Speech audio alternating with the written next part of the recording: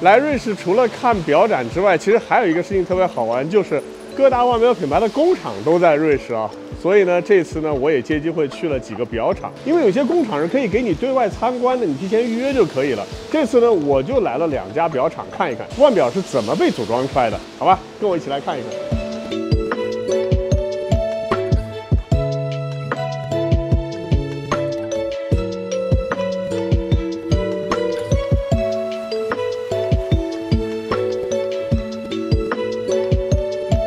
现在你看这个车间不大，我们在这里要保持安静。它其实呢是泰格豪雅修复一些之前收藏者们那些古董腕表的地方，然后上世纪，比方说90年代之后的表款，其实备件都是有的，都可以在这里做修复。所以这里边的人呢，就是他们每一个零件调整、修复什么的工作是主要的，而真正大规模生产腕表的地方比这大多了。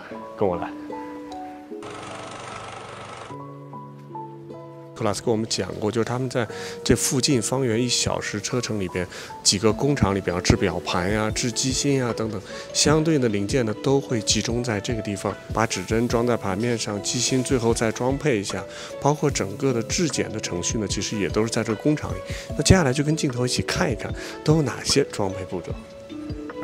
这里就是第一步，就是把腕表的表盘装到相对应的机芯上，然后装好之后呢，这样一组一组的之后呢，就进入下一个环节。而第2步呢，是把指针装在之前的盘面和机芯的组件上。这里看到呢，其实它用的是一个自动装填的设备，等于说大家会把这些指针呢全部机械化的一个一个按照特定的压力压到盘面上，然后工作人员只要做的第一看指针有没有什么缺陷，第2呢检查一下指针压的是否正确。所以现在机械化让腕表变得更加精准。 装好指针之后呢，这里还有一个检测环节，就是人工的检测指针的状态是否正常，有没有互相干涉什么的。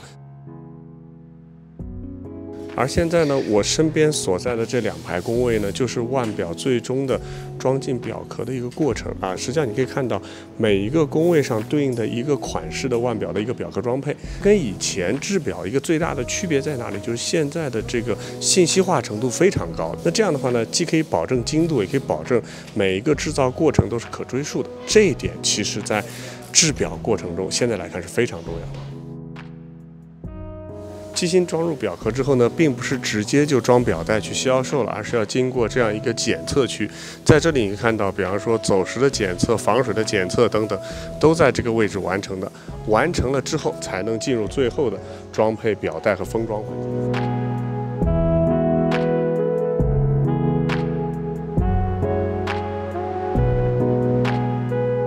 这里就是最终工序了，然后呢，腕表在这里呢会做一个激光，打上它对应的标识的方式啊，然后呢，整枚腕表就有了它自己的身份证。接下来呢，装配完啊，就可以出店里边去购买了啊。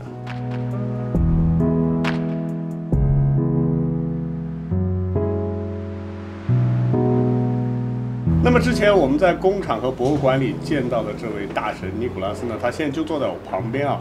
我觉得他是整个泰格豪雅里边最懂泰格豪雅的人，所以呢，他有一个抬头是泰格豪雅的传承总监。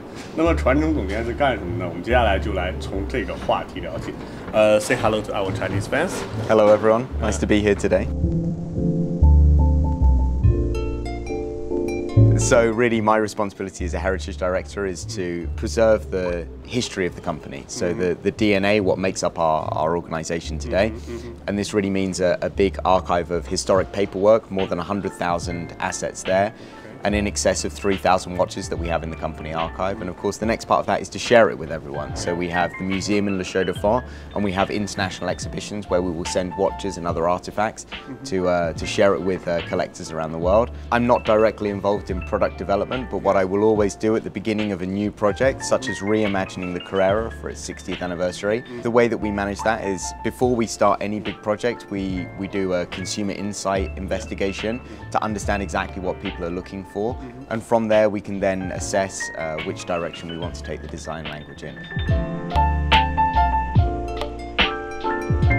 LVMH already has a platform for providing vintage products from the archive called Herastoria, and we've supported them by offering a vintage Monaco in the past.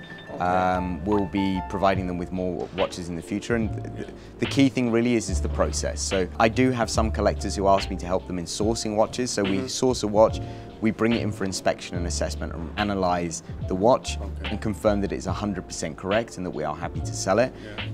This is a process that will take a number of years to put into place. I mean, I love wearing vintage watches, of course, but of course you have to be quite careful with them. They're not always very waterproof. Yeah, it's I mean, that's why I think what we're producing today is probably the best way to get into the brand. Of course, the story begins before 1963, when the first model is launched, when we understand the Carrera Panamericana road race, and inspired both Porsche and Hoyer at the time to use the Carrera name. For Porsche, it was a specification for the engine in the 550 and 356. It would arrive on the 911 in 1972. For us, Jack Hoyer would hear the story of Carrera, and hearing all of these stories about this incredible race, 3,000 kilometers, 5 days, very high speed, very demanding. He fell in love with the name and of course would use it on his more elegant chronograph in 1963.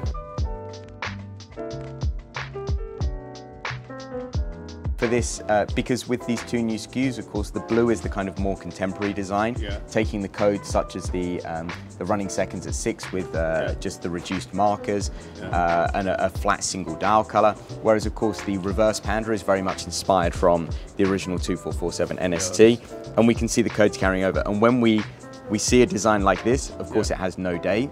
We want to maintain the visual impact and the symmetry of on the new collection. So by moving the date window to 12 o'clock, it's very well hidden by the hour markers and well integrated into the design. Okay, thanks a lot for Nicholas to introduce so many stories. And is there anything you want to say our Chinese fans? Yeah, absolutely. I mean, it's a pleasure to have you with us here, George.